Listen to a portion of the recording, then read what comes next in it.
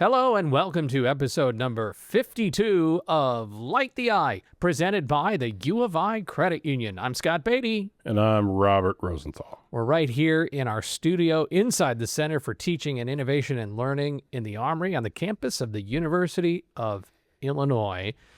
And coming up on this episode, our first two-play of the year.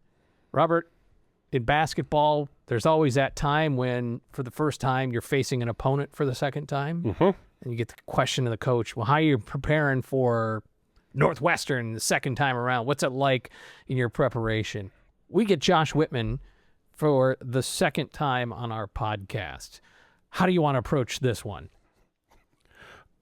Thank you for resurrecting the entire program. Will you stay for 30 years? Is that too fanboy? That's a little too much. So just a little while ago, Josh Whitman had his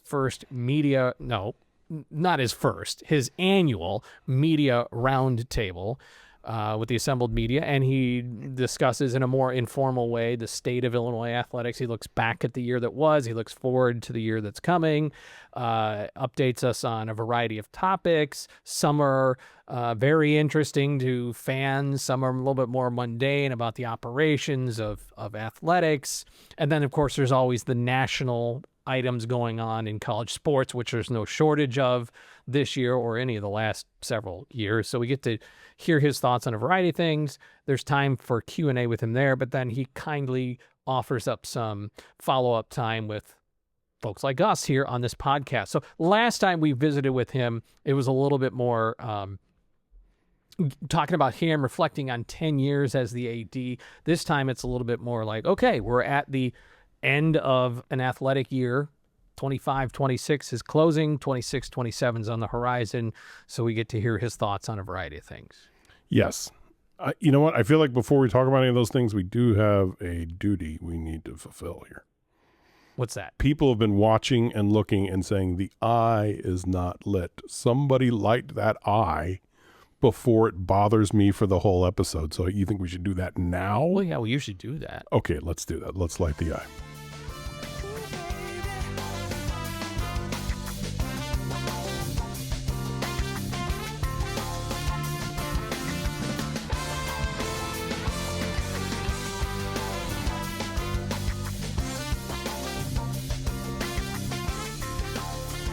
It occurs to me that we are sitting around a round table here in our studio. It's kind of an oval table, but the table we sat at with Josh Whitman was decidedly square. Yes. It was a bunch of rectangular tables shaped into a square. So it's a misnamed event that we were at. You know, I believe that when Ron Gunther did these like 25 years ago, he had a big round table in his office. And I believe it was, then it was just like Lauren and other guys, covering the team at the time. But I believe it did begin as an actual round table thing in the office where you got to like go in and see what the AD hanging on the wall. Why do they call it a round table? Why don't they call it an oval table? That's gold, Jerry. It's gold. Gold. Before we discuss some of what we heard from Josh Whitman, and then, of course, he will be our guest here in a little bit, some highlights, if you will. Let's do it. Some highlights.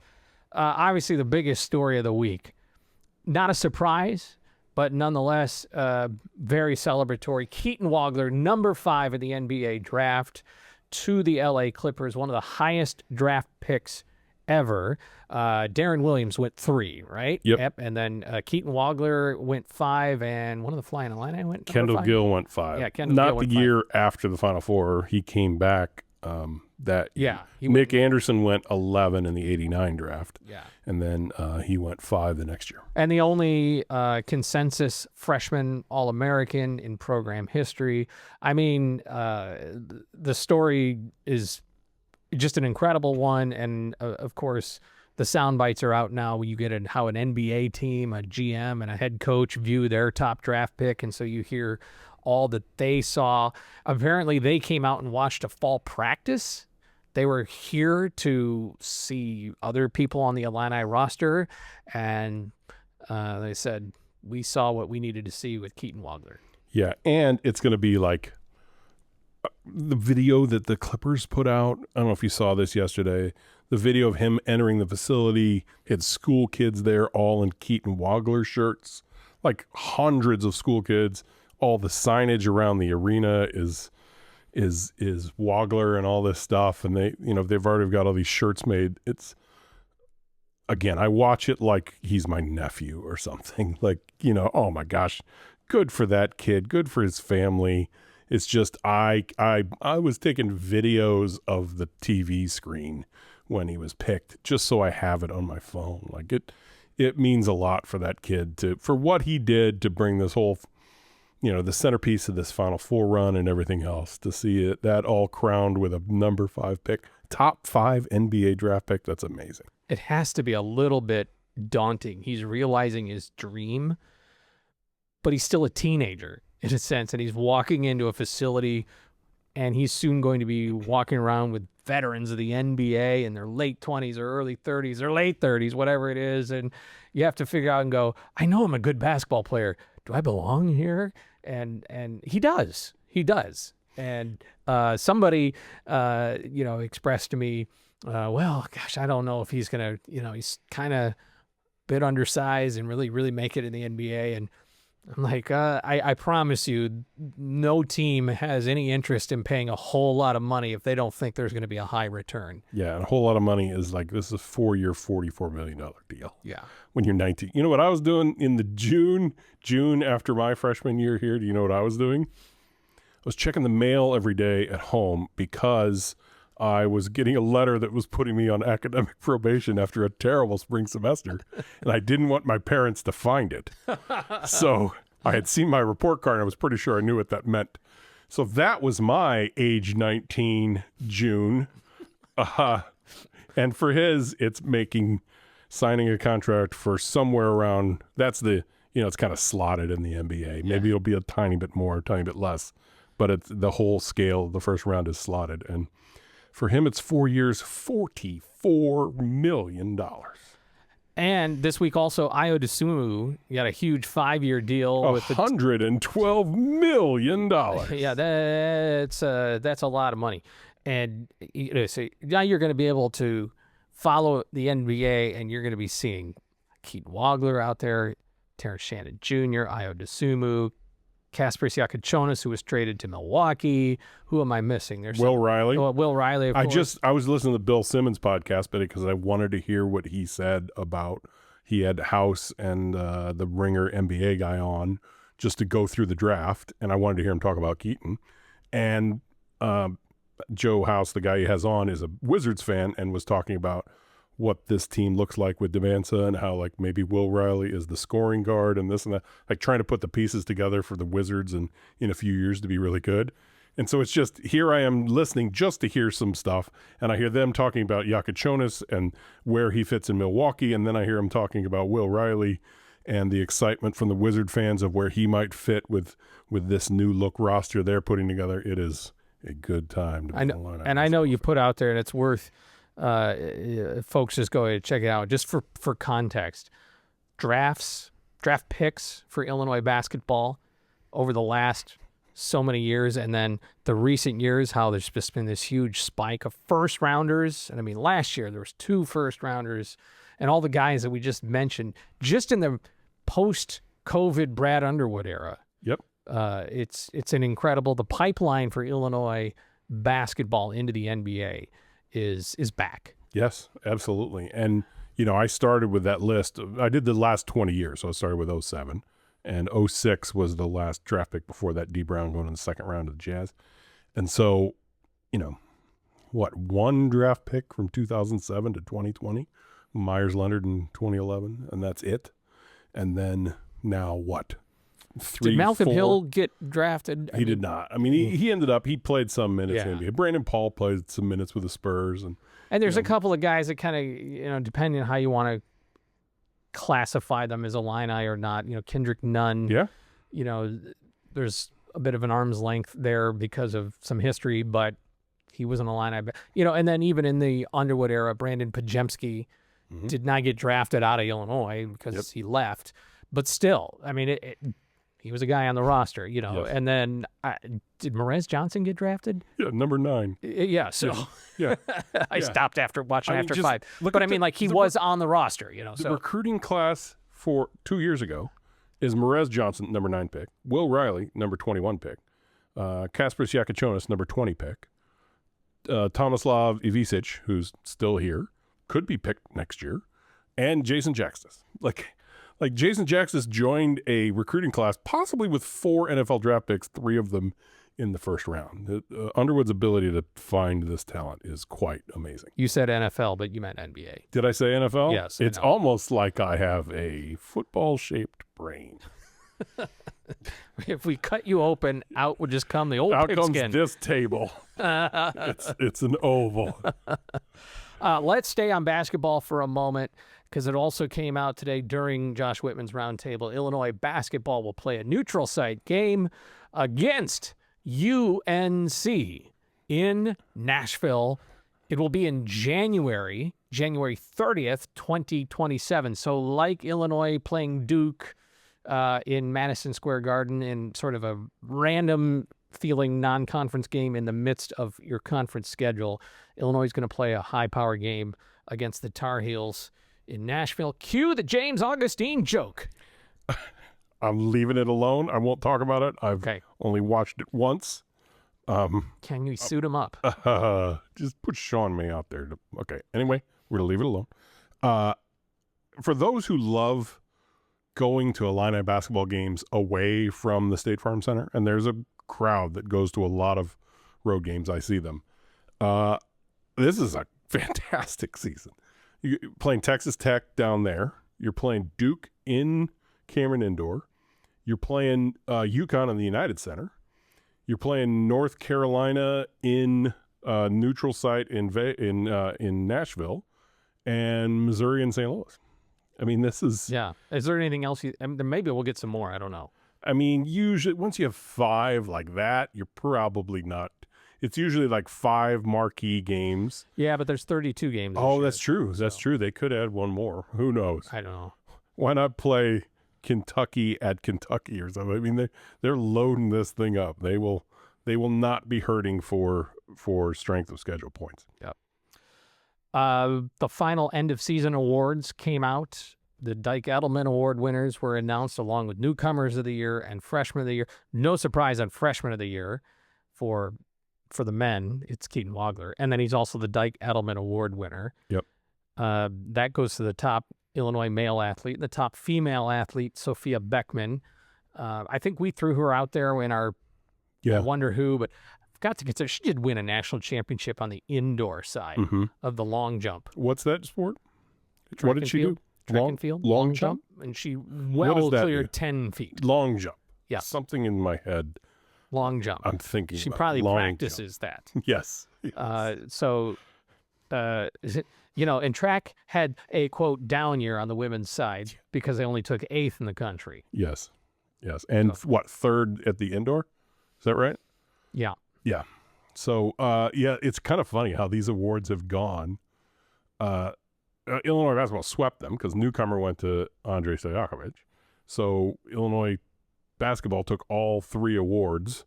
And then did track take all 3? Yeah, because, at least freshman went to a woman. Yeah, who was newcomer? I don't know if I looked that up. I did. Newcomer, I think it was track. I think it was a sweep for... Gerald. Yeah, there you go. So a sweep for track and a sweep for men's basketball in those awards. Yep. Yeah, for years, volleyball really dominated that category for a while for the women's. Men's, I think, if you win an individual national championship, like say, we've seen it for wrestling, we've seen it for gymnastics, this and that. Final 4 run gave Illinois basketball 3 awards. And then some facility news that just came out from Josh Whitman today at his roundtable. Something I'm particularly excited about. A renovation coming for Illinois Field. That's the baseball stadium in Champaign. A $5 million anonymous gift. Wasn't me. I was going to say. Was it you? Wasn't me. If it was me, Kendall? No? Okay. because if it was me, it would involve a press box renovation. But this does not involve press box but I am very happy because this is a fan-centric renovation, but also will help the team. New seat backs and additional seats going down the first and third base lines. Permanent seat backs, unlike the temporary ones that they used when they hosted the regional. New and expanded dugouts, and I think there will be some bathroom facilities in there, and then storage space and some other tech upgrades. But that seating bowl is now going to be a lot more comfortable than just the bleacher-style seating. And I'll tell you what, even without the seat backs, a nice weather day, people show up. It's easy to get 1,000 plus there at Illinois Field. So I'm just thrilled. This has been a long time coming, and it is expected to be completed. There's not a specific date, but the expected completion is spring of 2027, which would mean, next season. And the first known home game would be mid-March.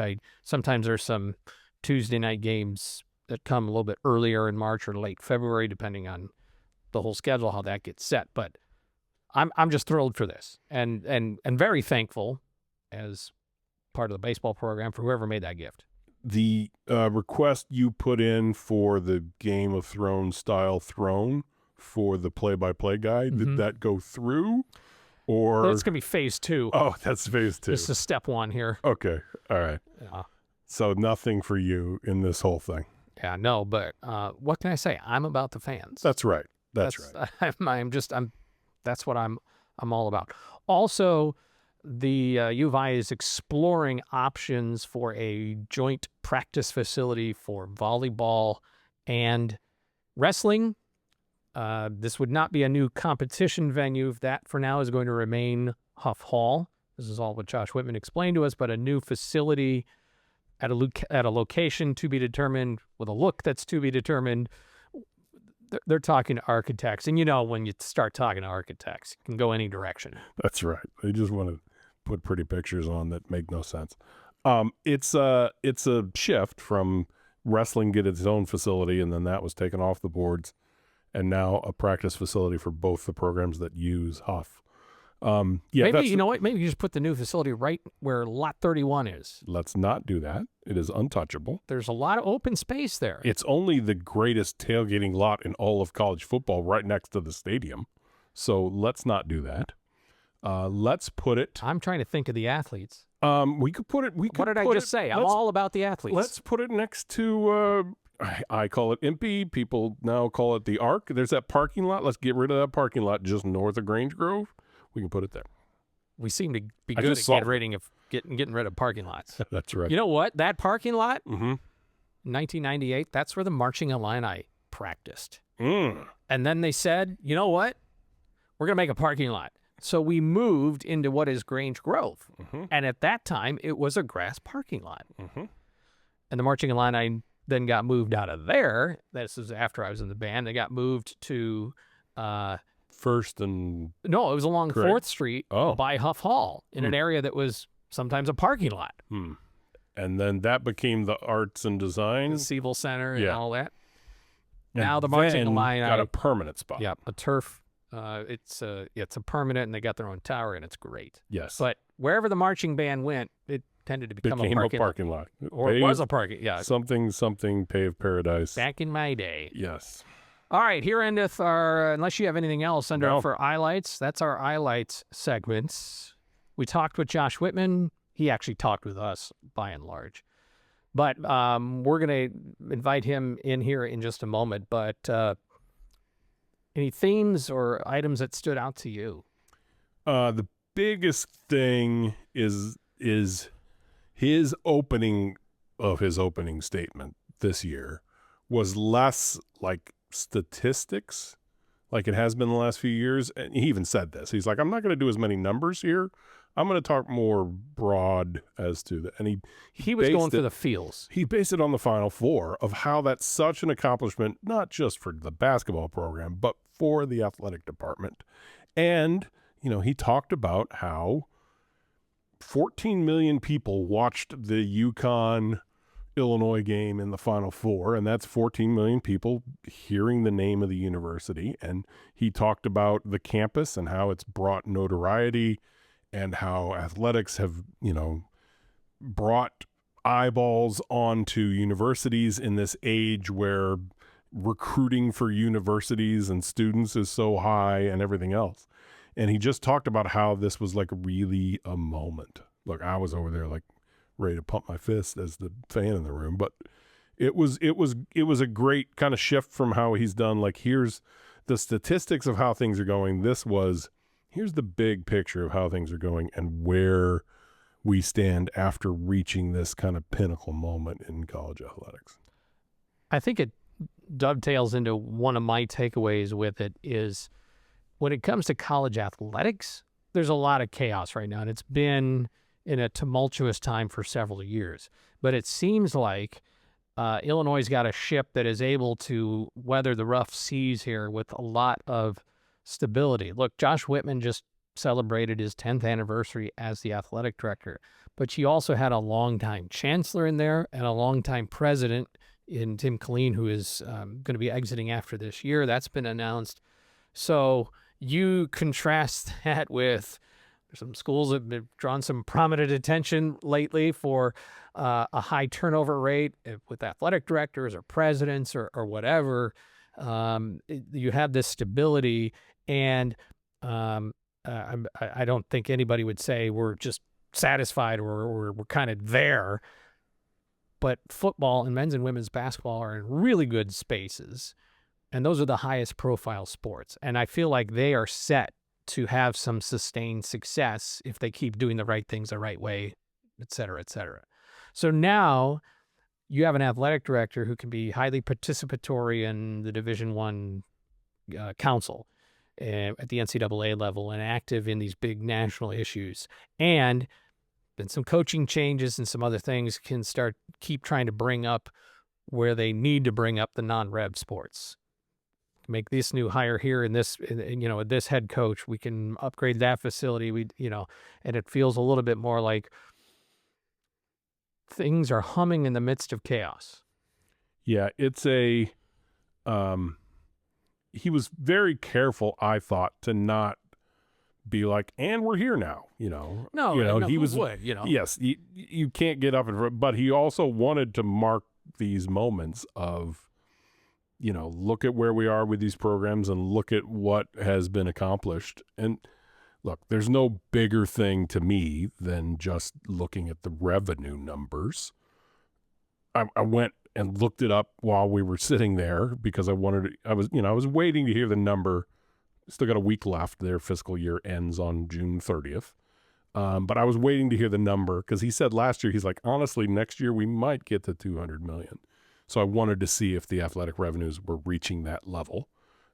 And he said that they were, that this year is going to be over 200 million when it ends next week. In 2017-18, so his second year as the athletic director, Illinois' revenues were 91 million, and that was 45th nationally. We don't know how the other schools will shake out right now, but wherever the 200 million comes in, last year would have been 17th or maybe 16th. That's a massive jump. Everybody looks at that number and like, oh, it went up to 200 million. Well, I hear that the Big Ten's making a lot more money now, and so that's probably that. No, Illinois has been playing leapfrog with a ton of programs. Some are increasing from that 91 million, and they're maybe at 140 million now. Illinois has gotten from 91 million to 200. It's revenue from, yes, the Big Ten TV deal and all that, but it's also revenue from ticket sales, set a record. iFund last year set a record. Donations, they're going to have another $150 million donation year. Not that number is kind of a different thing, and it goes into different categories. But what they're doing is they have merchandise sales to everything else has skyrocketed, and Illinois is now a top 20 athletic program when it was 45th only 8 years ago. That is a massive change for an athletic department, and that money allows you to do so much more, like assemble rosters that go to the Final Four. Expenses are also up. Yes. They're at record numbers. But it has to be, it's a zero-sum game. Everybody's got to zero out their numbers. They they can't like make $40 million in college athletics. You just have to do that. So your expense number is always going to be the same as your revenue number. You know, a little above this year, a little below that year, but it always will be. But 200 million says we are now competing with those teams just a step below your Ohio States and your Alabamas. Like that's what that number says, and it allows you to do so much more. So, Josh Whitman, he is our guest for the second time on Light the Eye. We're going to talk with him in just a moment. Anything else from your perspective? No, I just think it was really interesting that it was a little less, here's how we're building, and a little more, here's what we've built. And he certainly did not have a tone of like, we're there, because he's, you know, he mentioned the next goal for basketball is a national title. The next goal for football is college football playoff. Right now, Brad Underwood has that can't win in April thing hanging over him. Yes. So he has said, like, this is next steps and next steps. But the tone, you know, I didn't need to take notes in that first, like, 40 minutes or whatever, because it was different. Like last year, I'm just typing notes because he's giving stats and figures and this and that. And I want to have them down. That was your 19-year-old approach? Don't need to take notes? That's right. That's right. Notes? What are you talking about? What's this letter from the university? But yes, it was a rousing speech to begin it. You know, it was very different, and I enjoyed that. And I was intrigued at how he wanted to take a moment. You know, he talked about the shifts and how, you know, two guys have left his department to take athletic director jobs elsewhere, Tom Moreland and Roger Denny. He talked about how there's been some shifts in coaching staffs and football and other things and all of that. So, yeah, it's a moment of a pivot, if you will. But he did want to mark that, like, these last few years of football, women's basketball, and men's basketball has been a significant step, and they wanted to recognize what they've been. And he called them images that he wanted to talk about, as opposed to the stats, looking back at the year. You know, it's images that are in his head of the lobby and the hotel for the Final Four. Yes. And you know, however, the people that were there and how the team was celebrated, and images of send-offs and all these good things. And ironically, poetically, coincidentally, right after the Final Four, he spent several weeks dealing with vision issues, as he shared publicly. So he was not as visible around campus or at competitions because he had to be recovering from double eye surgery. Mm-hmm. So he got to dwell on the happy images of the last athletic year. Yep. And we'll talk to him about that here in a moment. We're going to talk to Josh Whitman in just a moment, but first, a word from one of our sponsors. It's Logic Co-working. It's Champaign's home for co-working, your ideal workspace in a bright and welcoming environment. Members at Logic Co-working can enjoy 24/7 access to best-in-class amenities. You can find your focus in a workspace designed to inspire, connect, and support you. They have offices for rent if you need a semi-permanent or permanent location to work remotely or operate your business. But how about just a membership where you can help yourself to an open desk, a cubicle, a booth, and a conference space if you need. There's also day passes if you just need to get away and have a different environment for a full day of productivity for just the price of lunch. And there's discounts for students. So check out Logic Co-working in Champaign at the corner of Neal and St. Mary's, or online at logic.work. Logic Co-working, supporting Light the Eye. Josh Whitman is here with us on Light the Eye. He just spent some time with us at his annual media roundtable, and now we get to follow up with some one-on-one or two-on-one time, as it is here on Light the Eye. Josh, we were joking a little bit earlier in the podcast. You're our first two-play of the year. Your first repeat? You're the first repeat guest, so we just pulled out the scouting report from last time. I respect that. I respect that. But I know you've done a lot of talking today, so thank you for giving us some time here today. My pleasure. Yeah, and you started your roundtable just by giving us an update. You've been through it there with double eye surgery, so good to see you, and I'm sure it's good for you to be up and seeing everybody. While you were spending a lot of time face down and not being able to do much with your eyes, I can only assume you used the time to listen to podcasts or radio broadcasts. Oh, you're so funny. Aren't I? Yeah. No, but in all seriousness, glad you're come through that on the other side. I appreciate it. Yeah, thanks. It was unexpected, but really grateful to all the people I heard from, and thanks for all the support that people have showed to me. My wife, first and foremost, but our staff at DIA was incredible, and felt like we were really able to continue to be productive even in the midst of all that. I feel like we don't want to spend a lot of time talking with you necessarily about the sports that have happened, but I don't want that to just be a casual pass by, because it's just been a very tremendous year. So I think congratulations is in order to you, and I want that to be acknowledged. But we only get so much time at times to talk with you about the other global things that you work on. But when it comes to what fans, are interested in, it's the wins, it's the moments that you talked about, and those shouldn't just be tossed aside. So I do want to express that. Well, I appreciate that, and it was another great year, and I think the story resonates so much more when you appreciate where it started, and that's something that really fills me with a lot of humility and gratitude, just to know all the people who have been involved in moving this program from where it was to where it is today, and that's the most important thing. Is just all the effort that has been required from so many different corners to get us to where we are, and that's what makes it really special. And another thing that sat with me, as you were talking about the students now that are making memories and connections with the university.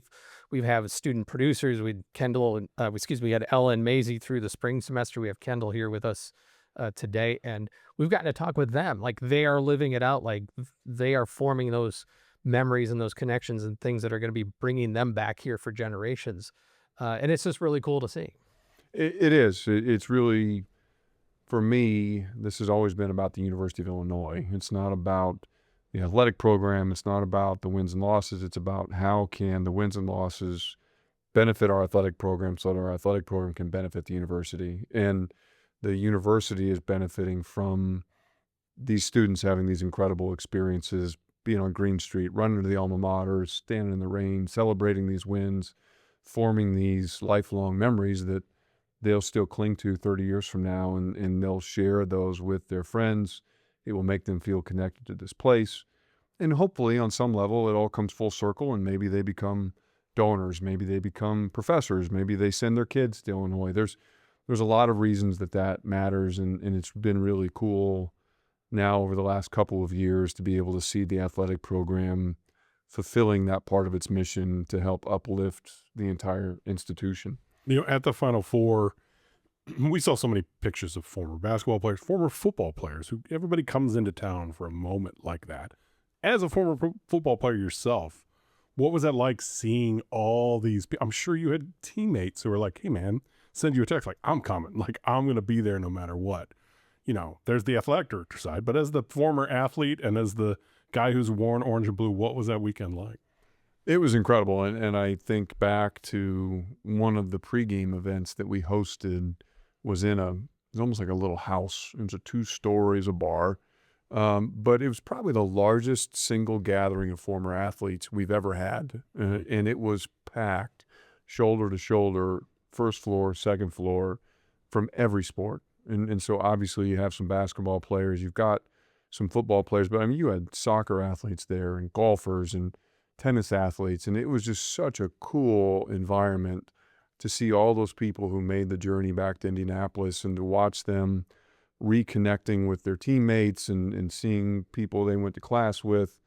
It was super powerful. And it filled my heart with a lot of pride just to be able to walk through that building and really, to your point, take my athletic director hat off and be a letter winner. And one of the people who belonged in that building with everybody else was really one of the special memories that I took from that weekend. And I was curious, so you graduated spring of 2000, right? So were you at all able to attend any of the 01 stuff, like the Elite 8 run that year? Or I guess you were NFL camps and things like that year. So I was, yeah. So I actually finished classes in December of 2000. Okay. And so then it was the spring of 2001 is when I kind of went full draft. monk approach and just kind of locked myself into my apartment and worked out every day and ate everything I could find and tried to get ready for that experience. And so I was kind of under a rock during most of that. I watched it, of course, but wasn't in a position to get out and participate personally. And so didn't have that memory as a student. Yeah. But- And then 05, did you attend any of that in St. Louis? And I did, yeah. So I just started working in the athletic program in January of 2005, and so it was here as that team made its run and had a chance to participate both as a fan, but then now as an employee. Sure. One of my first big jobs, and I was whatever I was, 26 or 27 years old. Warren Hood, who was my boss at the time, we had the opportunity to acquire some additional tickets through, I think maybe it was the St. Louis Sports Commission, and my job was to drive to St. Louis to collect the tickets. And so I think I drove back from St. Louis with like $1 million in ticket inventory. Yeah. And so I've got it like sitting in the passenger seat of my car. Great. I'm like white knuckling it, Sure. 10 and 2, and I'm like, oh my gosh, I gotta get these back to Champaign. I mean, it felt like I had a You're not pile of guarding. cash. That's It was, right. That's right. But it was cool, and I did have a chance. I was not regrettably at the Chicago game. I watched that one on television, but I was at the Indianapolis first and second rounds, and then I was at the Final Four. Yeah, that's great. Go ahead, Scott. So one of my takeaways from the roundtable today just seemed, well, first of all, that Illinois Field's getting a renovation, but I promised Robert I wouldn't spend 25 minutes on that topic. Who But cares? I'm very excited about that. Good. It's been a long time coming for the fans. I think it'll be great.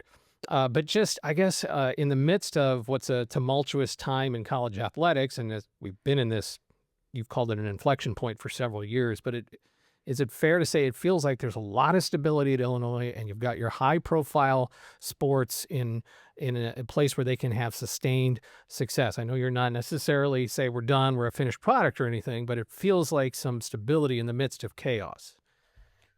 Yeah, I think that's fair.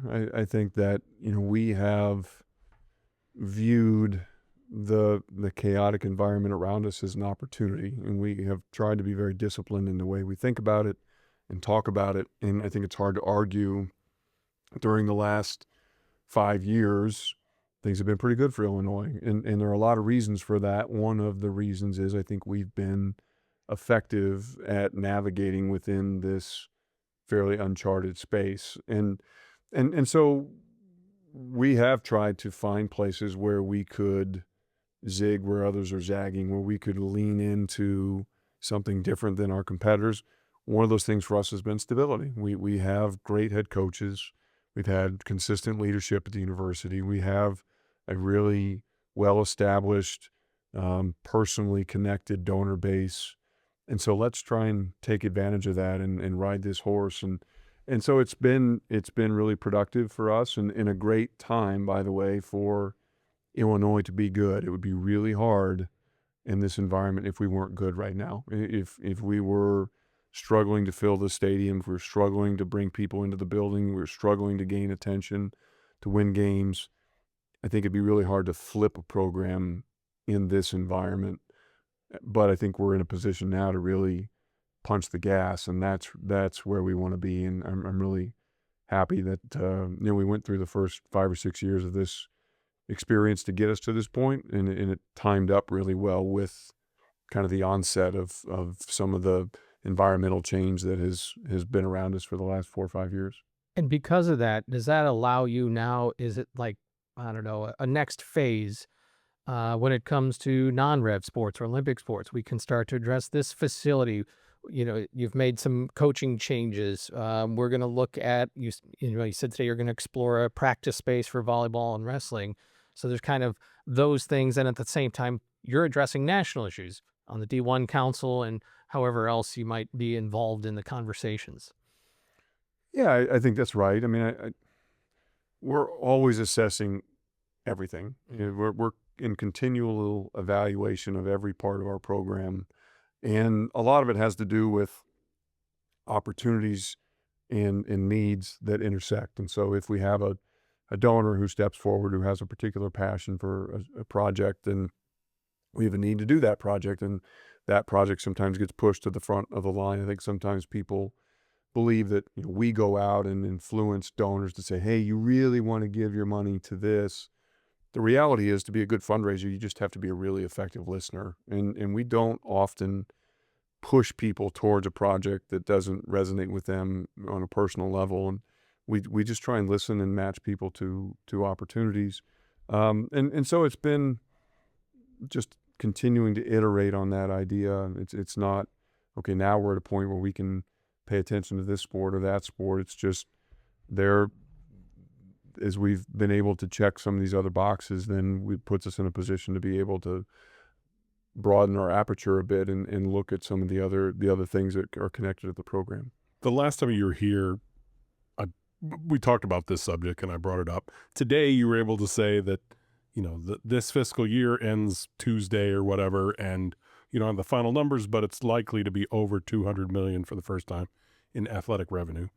That made me go back and look up the numbers. I found a chart from 2017-18 school year that said the revenue was $91 million at the time, and that was 45th in athletic revenue at the time.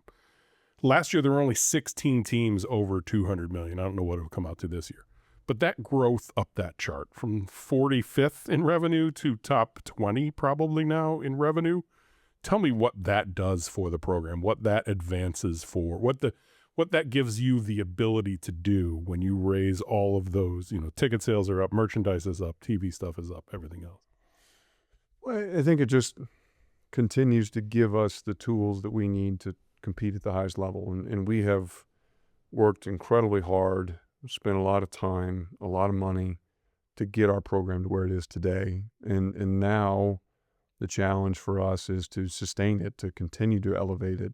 To do that, we need resources. And I think sometimes the message in the public gets distorted. There's this, I think, misunderstanding that people in college athletics were, quote unquote, all about the money. Mm-hmm.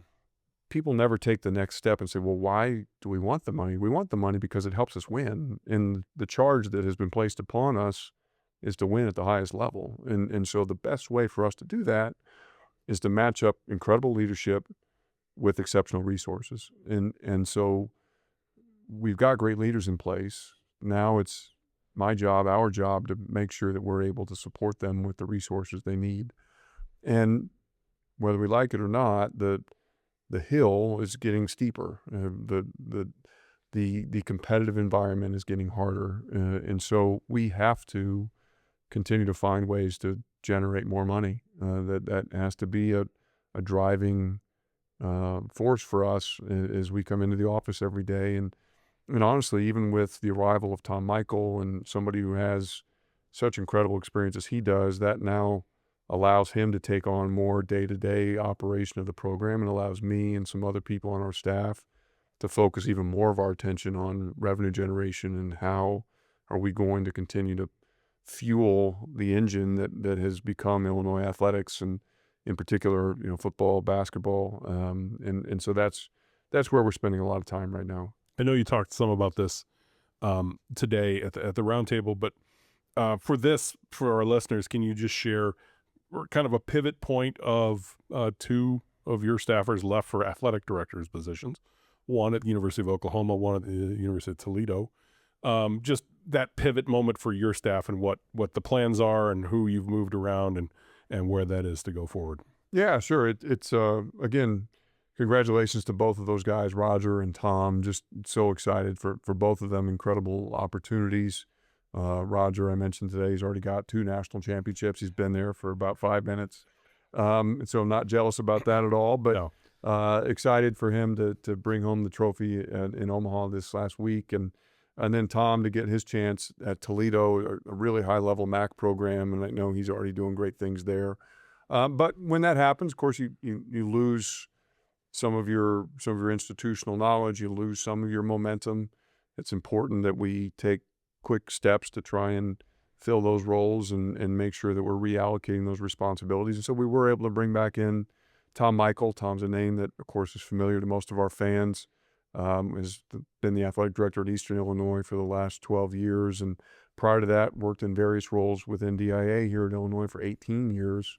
And so it's really pretty cool for me as a former football player to have a former football player and a former basketball player in the top two spots in the athletic department. I don't know that there's any other program in the country that has that. And so Tom and I have become great friends over the years, and there's a lot of trust.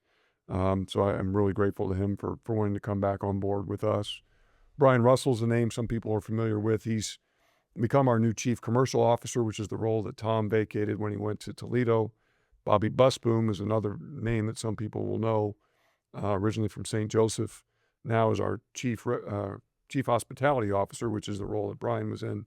So anytime that happens, it gives you a chance to create new opportunities for some people who maybe have been with you for a while and are prepared to take on greater roles. And really excited about Brian and Bobby and everybody else we have in leadership positions within the program. Well, you may downplay it, but when we had you on last, you were just approaching your 10th anniversary as the AD here, and you reflected a bit on that at the end of your roundtable, and now you have a little bit of an athletic director tree. There's coaching trees, I came out of the spread offense, with this head coach or whatever. So now there's gonna be people, I think, that will say I came out of the Whitman tree, but maybe you don't want to own that, but I think it's true. I think we're going to need more than a couple branches before we can call it a tree. But that would, excuse me, that would be exciting. And we have a lot of really talented people in DIA, and I don't believe that Tom leaving will be the last person to go off and have an athletics director opportunity. I fully expect that to happen with more frequency as we go forward, not less. And again, I think it's a testament to the people that we bring in. We bring people here who have high aspirations and who have an incredible skill set. I don't expect them necessarily to spend the rest of their careers here, although if they want to, that would be great. But they're going to come in, they're going to make a big difference for us. They're going to teach us things. And then they're going to move on to whatever the next opportunity is. And Tom Marlin's a great example. Tom was only here 3 years, but during his 3 years, we reworked almost everything we do from a revenue perspective. And he taught us how to do that. And now we're the beneficiaries of that information, that knowledge, and we have the ability to continue to build on it going forward. All right, a big issue out there nationally is the Protect College Sports Act that is out there, and you spoke passionately when this topic came up in your address to us, and particularly because there's narratives that are out there that it seemed like you felt you were important. It felt important to you for people to understand your perspective. Could you share a little bit of that, and particularly as it comes to how some people at least, are talking about the Big Ten and the SEC in this world? Yeah, I think so. We have a bill. It's been introduced with bipartisan sponsorship in the Senate, which is a big deal. And we are grateful to those senators for taking an active interest in college athletics.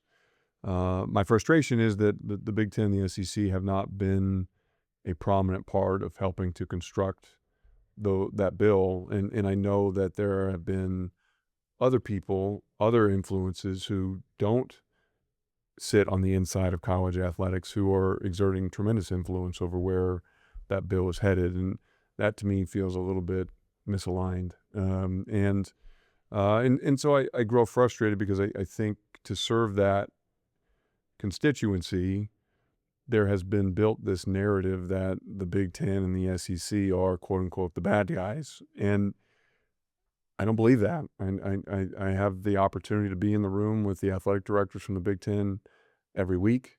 We have worked closely with the athletic directors in the SEC. I've done this now for a decade. I've gotten to know all of the people involved in this business. These are good-hearted, well-intentioned people. We have 14,000 student athletes in the Big Ten who are getting a world-class, life-changing experience. I think we know a little bit about college athletics and how to do it at a high level.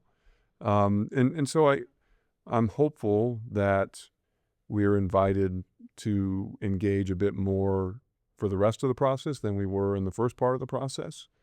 I think that would be productive. We want to be supportive of the bill. The bill is much more detailed than some of the prior bills that we have seen. which is good on one hand if we can get it passed, but it's challenging in the sense that we're now committing to federal law things that previously had been put into NCAA bylaws. And so if we want to do that, then we better make sure that it's good law, because to change it is going to be really, really hard. It would take an act of Congress. It literally will take an act of Congress. And so getting it across the finish line in the first place will be difficult, but if we want to make any substantive changes going forward, that'll be even harder. I want to ask about that, and apologies if this is a question you can't really answer, but there's this. I'll just give you my view, and I'll let you react to it. I think some of the demonizing of the Big Ten and SEC have come from Big 12 and ACC voices. We'll just leave it at that. Yet the four conferences need to work together in some way. There's an imbalance there, mostly because of eyeballs. I'll just say it that way. Like there's more revenue in the SEC and the Big Ten because the TV contracts are much bigger, because there's more fan interest than maybe some other parts of the country in college football and everything else. And that imbalance has existed for a while. And there's a feeling that some of this legislation is moving toward a let's set it up so that the conferences that aren't making as much are on equal footing kind of thing. So there's two things working against each other. There's one, the conferences are all trying to, work together and to find something, but there is this imbalance. And that imbalance exists because it's an advantage for the Big Ten and the SEC schools. How does that get sorted out is my question. Like how do you get to where I'm 2/3, you're 1/3 kind of a thing, but let's all meet in the middle and here's all of our interests. I mean, it just seems like such a mess of things. And as you've said, this is our moment of incredible self-interest in college sports. And so you have these teams who are looking at this legislation saying like, hey, maybe this is our opportunity to get some things to knock the Big Ten and the SEC down, and they treat it as some kind of a weapon. So given that, I don't know how much of that you can react to, like how do we work through that mess? I don't know is the short answer. And I think you have accurately assessed the environment. I think there are a lot of situations where our four conferences are very aligned and where we continue to work together and collaborate well. I think there are places where that has become increasingly difficult in how do we politically and otherwise navigate in those areas is yet to be determined. And so some of these, and they're not all, I don't mean to suggest, because there are a lot of outside influences, I think, involved in this process. I think it'd be an interesting story if somebody really wanted to do some investigative journalism to really follow where the levers are being pulled. But I think that, there is an interest here from whatever those stakeholders are in seeing a leveling of the playing field, and they're looking for ways to accomplish that. Some of them are tied into the bill. Some of them maybe are ancillary to the bill. But I think there's a growing acknowledgement of the revenue gap, and it's putting a lot of pressure on the schools that are in conferences other than the Big Ten and the SEC to try and find ways to close it. And so that creates a lot of incentive for these outside forces to try and insert themselves in some ways, potentially even artificially manipulate the system to level the playing field. And that's, the federal government is one of those places where that can happen. And so it's been fascinating to watch this unfold. It would be less frustrating if I weren't right in the middle of all of it. But if I were just on the outside observing it, it would be an incredible study. But I can't predict how it will resolve. And at the same time, again, this is just my observation. I told a friend the other day that my comparison for this is the real ID thing, where like it was going to be like 2019, everybody has to have a real ID to get on. And then okay, COVID, we push off to 2021. And it wasn't until like 2025 they just kept getting kicked down the line. Like, okay, well, we won't do this, we won't do this. I have that same perception of college athletics right now, with enforcing the house things and all the other stuff. It's like, well, let's just wait another year. Well, let's just kick it down the road. Let's just keep doing this. We don't need the rules yet, do we? You know, like there's no motivation to change. It's like, well, let's just wait. We'll figure this out. And while you wait, they figure out ways around and loopholes and everything else. How in that environment can something come together? Is it just legislation is the lever that needs to be pulled? How do we get there? I don't know that it's the only lever, but it's certainly the most readily apparent lever. Because what you have is, if you've got everybody agreeing to a new system, it will work.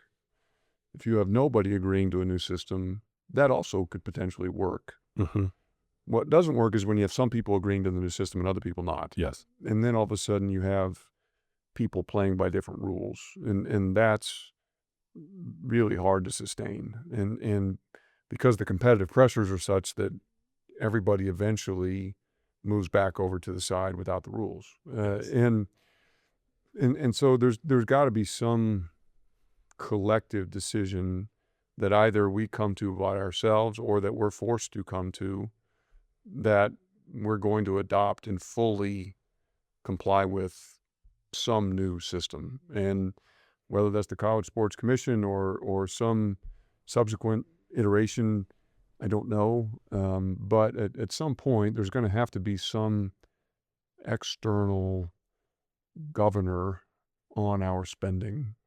It's the only way this works, because right now, every incentive is there for us to spend every new dollar that we get to try and win more games. We talked about the selfish moment that we're all living in. Like, the competitive pressures are real, and those have been created for us. If we don't win at a certain level, everybody, myself included, will get fired. And so we know that we have a certain fuse, and before it runs out, we better perform at a certain level. And so if I can go out and raise another $100, and that $100 is going to help increase our chances of winning on Saturday by just that much, I'm going to go find that $100. And then 100 becomes 1,000, 1,000 becomes 100,000, 100,000 becomes 1,000,000. And so before you know it, we're in this place where we're all just finding as much money as we can to dump it into our program as fast as we can so that we can win as quickly as we can. And the only way to solve for that is some cost control. And it's just a function of how does that happen. And I think, the other part that's worth noting is we can all take our shots at the College Sports Commission and this new environment. I don't think we've spent enough time acknowledging how important this first step has been. Like, we are now directly paying student athletes. Yeah. Huge step. Operationally and philosophically, probably the most important step, right? We can't do anything else until we cross the bridge on this first thing that we agree we're now going to begin paying athletes. Well, everything else, I really do believe will work its way out. Like, how and when and how much and for what, that's all yet to be figured out. But we can't do any of those things until we get to this first place, which is, hey, by the way, we're now paying athletes. That's a big deal. And so, we've got to continue to figure out ways to answer some of those follow-up questions. And eventually there's going to have to be some external governor on how much we can spend. And the question is, where is that going to come from, and in what shape is it going to take? Let me ask one more follow-up on that. In that structure that you just discussed, when you have schools, if you had 4 conferences with identical revenue, a solution there you can start to see the solution there. When you don't have that, the conferences with less just revenues coming in from the conference, from the TV deals and everything else, are going to say, hey, we don't really want that to stay competitive here. We can't have those regulations because you have the money to do that. We don't. And if it's capped and if there's some governor on this, we're in trouble. How is that solved? I've thought about it a lot. I can't come up with a solution. I'm glad I'm not in charge, but how can that be solved? It's a great question, and you're spot on. The challenge is, if we want to have a cap, every cap is going to make sense for some schools, and it's not going to make sense for others. Either the cap is going to be too high, so the lower resource schools are going to feel disadvantaged, or the cap is going to be too low, so the higher resource schools are going to feel like they can't maximize the benefit of their resources. And so trying to find that sweet spot is the challenge. And I don't know exactly how we're going to resolve that yet. I do think one possibility is that we look at an environment where each conference manages its own situation, and we say, okay, well, the Big Ten is going to step out. We're going to set a cap for the Big Ten schools. And the SEC is going to step out, and they're going to set a cap for their schools. And the ACC is going to do the same, and the Big 12 is going to do the same. And then at the end of the year, we're all going to agree to spit out our best teams, and we're going to go play a championship. And we're going to accept that maybe the SEC's cap is 10% higher than the Big Ten's, and the Big Ten's is 20% higher than the ACC's. And that's going to be okay, because at the end, we're still going to go play. We're going to go play a championship. And I think, and obviously the World Cup is underway. I'm no aficionado on international soccer, but the bit that I have read and the studying that I have done, I believe there are some models like that overseas where they have leagues that have their own rules, and then at the end of different points in time, they'll send forth their best teams to go play in some sort of overarching competition. Sure. And so there are examples globally of situations where that works, and it maybe that's a short-term solution to bridging the gap to a more national approach, but it may become a necessary short-term solution, I think, to your point, to do something that's right size for each of those conferences, knowing that what that is going to be different. Yeah. Another item you mentioned in the roundtable, and it is a headline this week, 5 for 5 in eligibility. The council passed it. Is there, just for clarity, is there another step to it?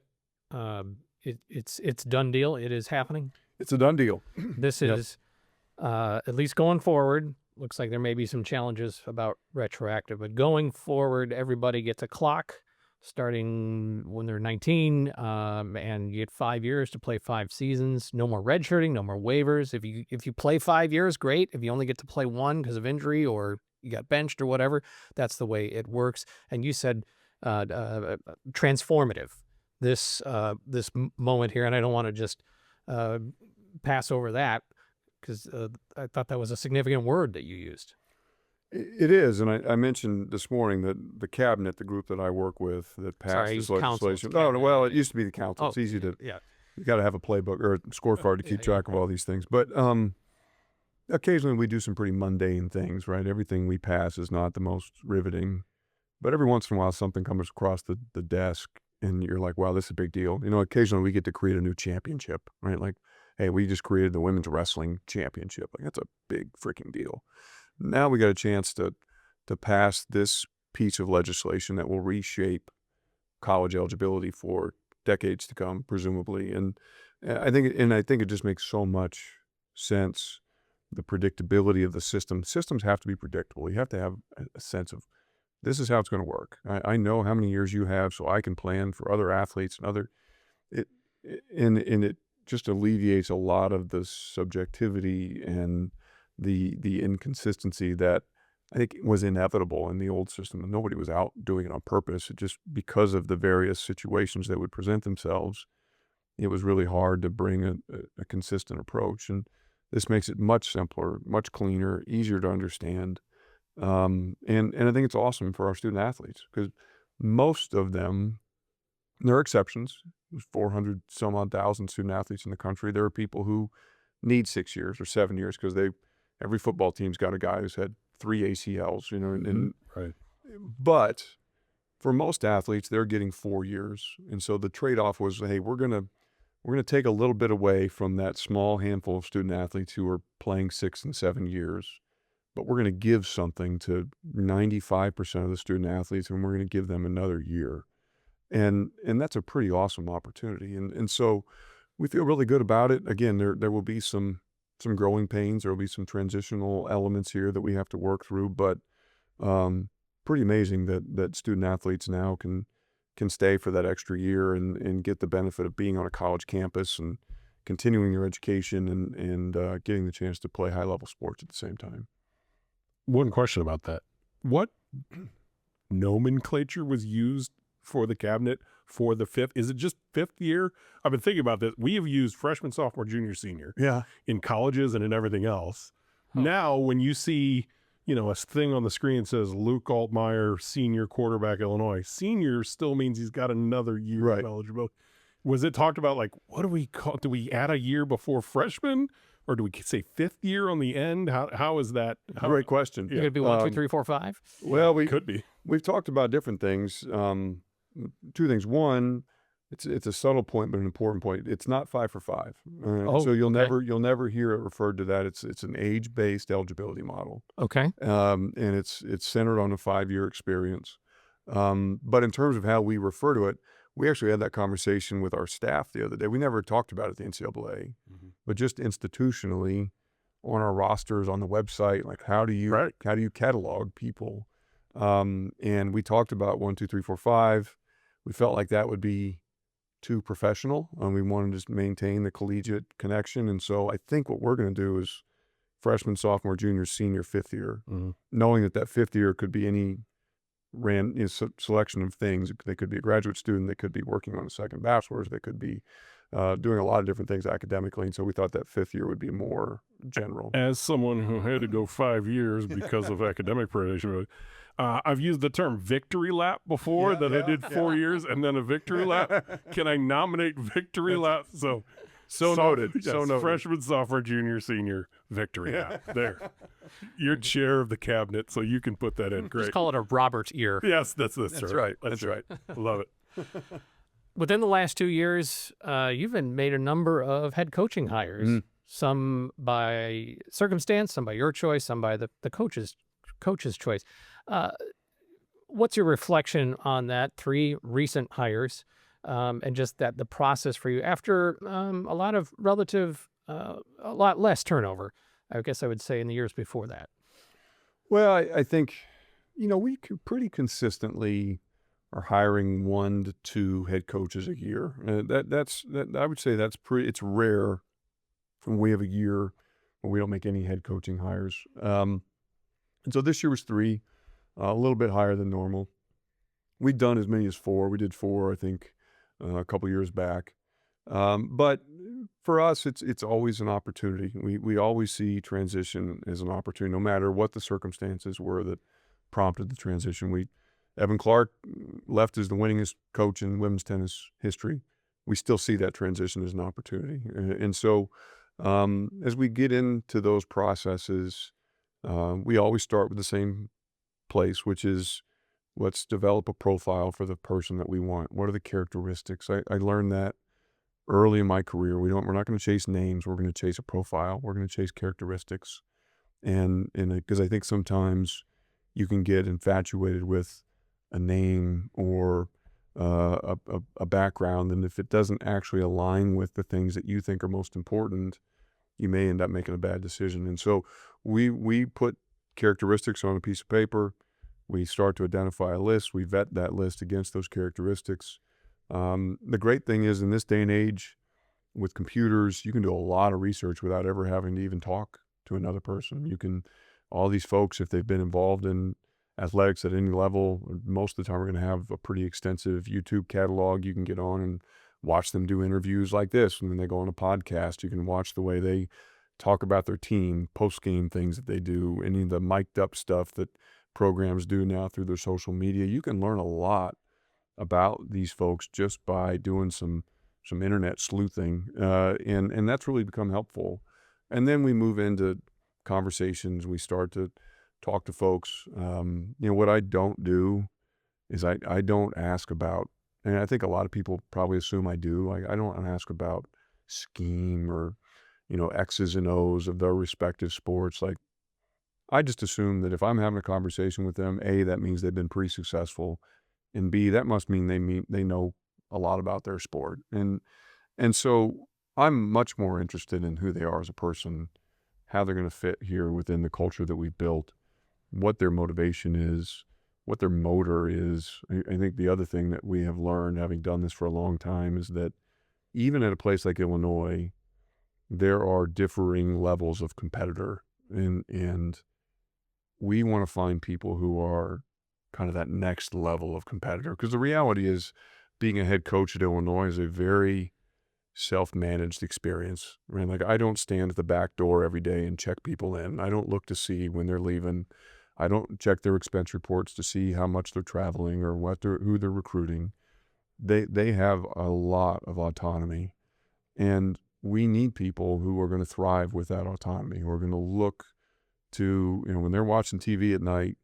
I don't know if anybody still watches commercials, but when the commercial comes on, they're going to grab their phone, they're going to shoot off 3 text messages to recruits, or they're going to be the ones who are up early trying to, get on an airplane to go see somebody, or they're going to meet a pitcher to work on this, or they're going to, meet up with a goalkeeper to work on this other thing. Like, there's another level of commitment, and we work really hard to try and find people who have that inner drive, and it's hard to find. It's rare, and if you can find people who have that desire, that drive, and you can match it with leadership characteristics, humility, and appreciation for this place, then you're really starting to cook with something. And that's where I spend the bulk of my time in these processes, is trying to really parse out those characteristics. Switching back to focus on campus, this season, of any season I've covered or been around, even as a student or anything else, had more like memorable images that I can remember. I mean, you have the snow game, obviously, and you've got the players on a pile of snow after winning the hat, but and you've got smashing a guitar in Nashville and that type of thing. Mm-hmm. But like, just these snapshots of the Marching Illini on Broadway in Nashville, New Year's Eve, doing the concert the night before with everybody hanging out these 5-story bars above and this and that.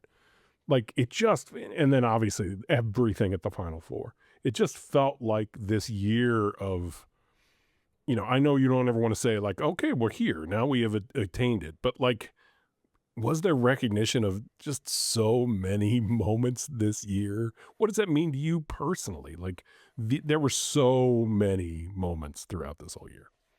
Yeah, I think, maybe it coincided with my 10th anniversary. It coincided with me laying down without being able to see for a month. There's, yeah, I had a lot of time to think about it. Sure. And it was a pretty powerful year. And I think you're right. And of course, I did this in my roundtable. The year really is kind of distilled down into images in my mind. Mm-hmm. And there were just so many very vivid moments where it was making an indelible impression on me. And I think it's nice to hear from other people that they had similar experiences. Like, holy cow, look around, there's the snow game. Like, what an incredible moment that was. Like, that will always be something that I remember, that the bowl game experience, that, like you said, that Broadway and the band, and then everything connected to the Final Four. But even in Houston, I mean, there just were so many distinct memories, and it was just such a, I mentioned this earlier, I think it helps you appreciate where we are so much more, knowing where we started, and to reflect back on 10 years ago, 9 years ago, 8 years ago, kind of the dearth of those memories. And maybe it's because I've just gotten older and I've forgotten some of them. I'm sure there were memorable moments. It's not to say that there was nothing worth remembering, but there certainly weren't the frequency of them, and maybe the staying power of them. And they were moments that in that moment felt very powerful, but now in hindsight, they pale in comparison to some of the things that we're experiencing now. And so just to be able to see that, experience it, and I think, that the biggest responsibility, the biggest emotion I feel day to day is one of intense responsibility. And so to be able to just sort of step back and watch other people celebrating this program, that's the most rewarding thing I can have. And so even like if you would put a camera on me at the Final Four, or I'm sorry, at Houston when we won the regional, same thing at the bowl game, like I'm not like immediately sprinting out to the middle and jumping on the top of the dog pile. I kind of step back and I just watch, and it just means a lot to be able to see all these people who are so passionate about this program, who've put so much into it, enjoying those moments. And that's been, for me anyway, the most rewarding part of this, is knowing that I've had some small part in delivering those memories to these people, whether it be our student athletes, our coaches, our fans, our donors. The list is long. That's really the lasting memory that I take away. Yeah. Great note to end on. Josh, thank you for affording us your time. I appreciate it. You're welcome back for a third time. I will come. I don't know when, but I will come. You got it. Thank you both for your coverage. I appreciate it. Thank you a lot.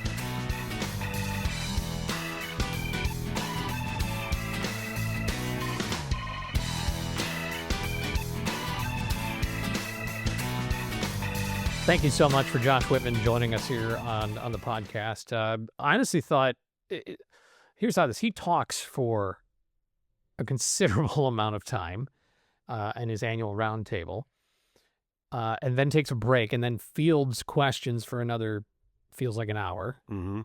Then he does post-media interviews with various outlets, including us, and he spent a good chunk of time. So, I personally feel grateful, and I know you do too, but ultimately he is doing that for you who are listening and watching us right now, because he knows you care about the Illini and what's happening in the programs. So,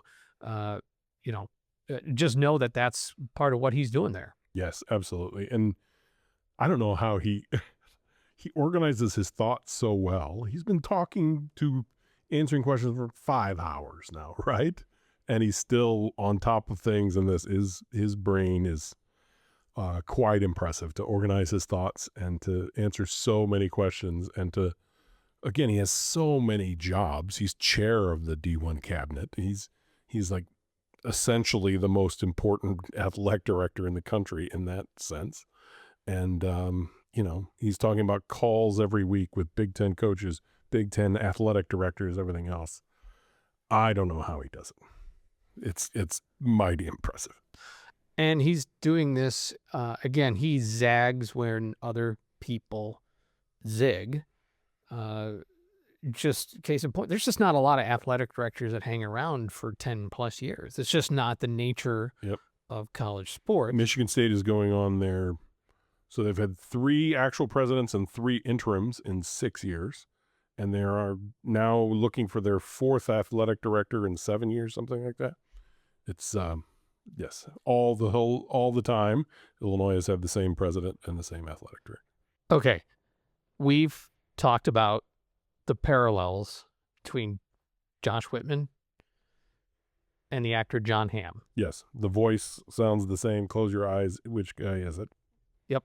And that John Hamm's character on the show Mad Men, which you are appreciative of that show especially, is named Don Draper, but the character's real name is Dick Whitman. Yes. Okay. And one of the most famous scenes, especially from early in Mad Men, is Don Draper's pitch to Kodak about what to call the carousel, the circle of slides. Remember the old slide projector? Mm-hmm. Really got to explain to Kendall what that is. Yes, that's right. And he has this moving pitch to call it the carousel as he's snapping through images of somebody's life. Mm-hmm. So as Josh was closing with us there, I need you to like AI this and get it like superimpose the carousel and Josh just flipping through Brad Underwood cutting down a net, a football player's on a pile of snow. Yeah. And just Tommy smashing a guitar. As it's his carousel of Illinois athletics. It's not called a wheel. It's called a carousel. Yeah. So that's your task. Go AI Okay. this up. I'll go work on that right now. I'll see what I come up with. But the theme was images of Yes. 25 to 26, and there's a lot of like, snap that for a moment here and save it in your memory bank. That was what was so moving about what he said in his roundtable soliloquy that he shared was, and that's why I should have referenced that when I was sharing the image, because it was how this season played out. And and we just got it this week of images of Keaton Wagler at the NBA draft on ESPN and ABC hugging Brad Underwood on national TV when he's picked 5th. It's what a year. What a year. Next time on Light the Eye, it'll be Wimbledon week starting in a few days. So it'll be an opportunity for us to visit with Illinois men's tennis coach Brad Dancer, one of my favorite coaches to talk to just about anything, let alone tennis, because he's been at Illinois for a long time and he's been at this community for a long time. So we will look forward to that. Thanks to our producer, Kendall Crawford, with an assist from Sean Mills here at the Center for Innovation in Teaching and Learning inside the Armory at the University of Illinois. Thanks to our sponsor, Logic Co-working, and of course, the U of I Credit Union. And thanks to Josh Whitman. For Robert Rosenthal, I'm Scott Beatty. We'll talk to you again next time when we Light the Eye.